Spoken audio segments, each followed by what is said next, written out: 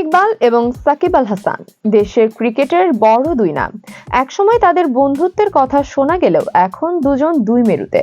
তাদের দ্বন্দ্বের খবরও অজানা নয় কারোরই। এবার এই দুই তারকা মুখোমুখি লড়াইয়ে নামতে পারেন।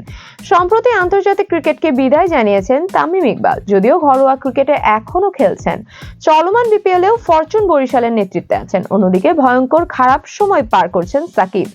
রাজনৈতিক কারণে দেশে ফিরতে পারছেন না, যে কারণে খেলা হচ্ছে না চলমান বিপিএলেও। এরই মধ্যে তার বিরুদ্ধে দেশে একটি প্রতারণার মামলায় গ্রেফতারি পরোয়ানা জারি হয়েছে। এছাড়া বোলিং অ্যাকশনে আন্তর্জাতিক নিষেধাজ্ঞায় পড়েছেন। দুই ফরম্যাট থেকে বিদায় নেওয়া সাকিবের ওয়ানডে ক্যারিয়ারটাও কার্যত শেষ বলা চলে, যে কারণে দুই ক্রিকেটারকে বাংলাদেশের জার্সিতে আর একত্রে দেখার সুযোগ নেই। অবশ্য এরপরও দেখা যেতে পারে তাদের। সাবেক ক্রিকেটারদের টুর্নামেন্ট লিজেন্ড 90-তে নাম লিখিয়েছেন তামিম। একই লিগে আগেই দল পেয়েছেন সাকিবও। জাতীয় দলের সাবেক দুই তারকা লিগটিতে খেলবেন ভিন্ন দুই দলের হয়ে। তামিমকে দলে ভিড়িয়েছে বিগ বয় স্কোয়াড, আর সাকিব খেলবেন দুবাই জায়ান্টসের হয়ে।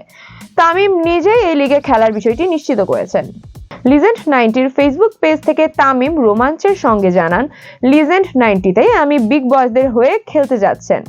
6 থেকে 18 ফেব্রুয়ারি পর্যন্ত তাকে এবং অন্যান্য ক্রিকেট লিজেন্ডদের সরাসরি খেলতে দেখুন রায়পুরে। বিষয়টা লিজেন্ডারি হতে যাচ্ছে। লিজেন্ড লিগে তামিমের দলে আছেন Chris Gayle, Tillakaratne Dilshan, Herschelle Gibbs, Abdur Razzak, Upul Tharanga, Matt Prior, Varun অ্যারনের মতো তারকারা।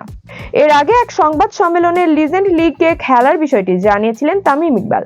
এক প্রশ্নের জবাবে তামিম বলেন, লিজেন্ডস লিগের জন্য কোয়ালিফাই করবেন। তিনি চেষ্টা করবেন যতদিন খেলা যায়। প্রিমিয়ার লিগ সময় মতো হলে ওটাও খেলবেন। যদি ফিট থাকেন বিপিএল খেলবেন।